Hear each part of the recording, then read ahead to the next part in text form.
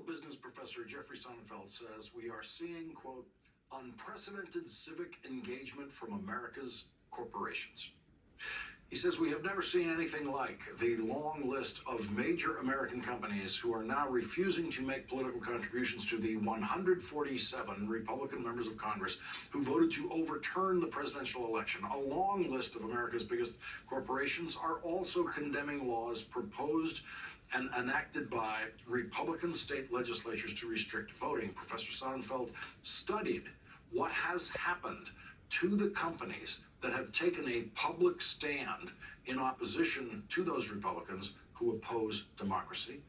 Professor Sonnenfeld writes, the vast majority of corporations are sticking to their pledge not to support those Republican objectors, and that stance is not hurting their market performance. In short, political wokeness works.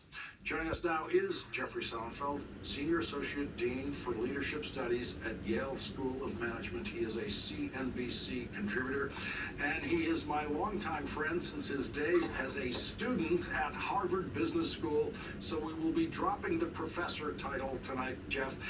Jeff, what I was really struck by, many things in your article about this, in your study about this. Number one, the companies who said they would do this are really doing this. The refusal to make the political contributions. A misstep by Toyota, but then Toyota quickly corrected itself.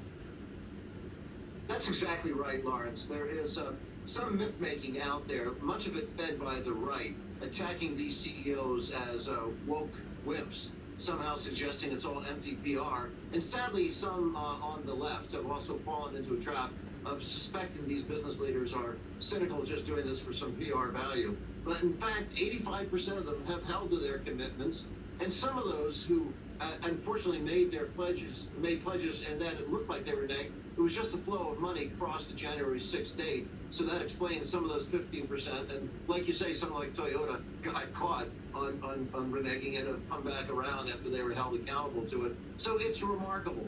It's remarkable that thousands of major employers enabled millions of workers, first time in American history, to have paid time off to go to the polls and to work as volunteers, to support at-risk volunteer poll workers and things. So it is a very important time, and seeing why CEOs are seen as among the most trusted sources of authority in American society right now, which is quite a move from where we were a decade ago. You write, business leaders can have the courage of their convictions and not suffer for it. And what I'm wondering about, and you know these people, you know them personally, they know you on a first-name basis, you're respected by all of them. Is it real, or is it business positioning that's going on here? Is this the courage of their convictions and other executives' convictions within the company and workers within the company, or is it a kind of business positioning of sorts?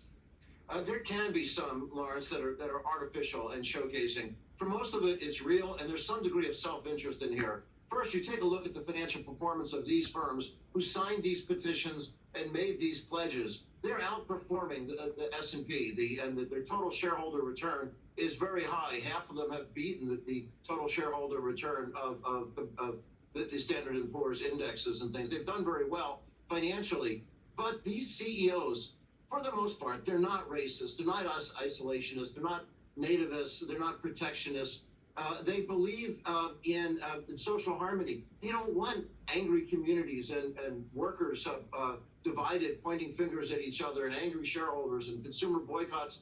It's what Tocqueville called this back in 1830. Social capital is as important as financial capital. It's in their self-interest. When you see some say, stay in your lane, run your business, this is their lane. This is part of the social context, part of the strategic context of business.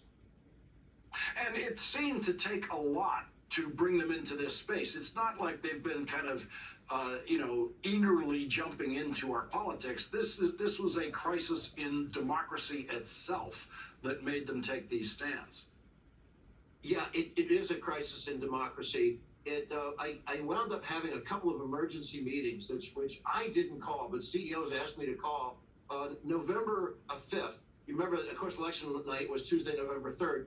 Thursday, November 5th is when President Trump on the air with unprecedented claims of authority he didn't have and assertions that many political historians like Tim Snyder from Yale and others called literally a coup d'etat. Some CEOs at that time thought that that was overblown rhetoric, but they were armed. And you name it, from pharma to finance, manufacturing to retail, telecom to transportation, they were texting me saying, hold us together. And I said, why don't you use the trade groups? And they say, no, they got complex agendas. I think what they meant to say, they've all got reputations, resources, and I got nothing to lose. But they said, let's pull them together, and they started meeting. So we've had 4 of these informal groups, sometimes with as little as 10 hours over the night, and across the political spectrum. Most of them were Republicans, and yet they came out very strongly in their stand. So it's remarkable.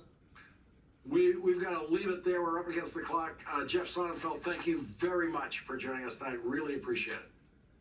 Thank you, Lawrence.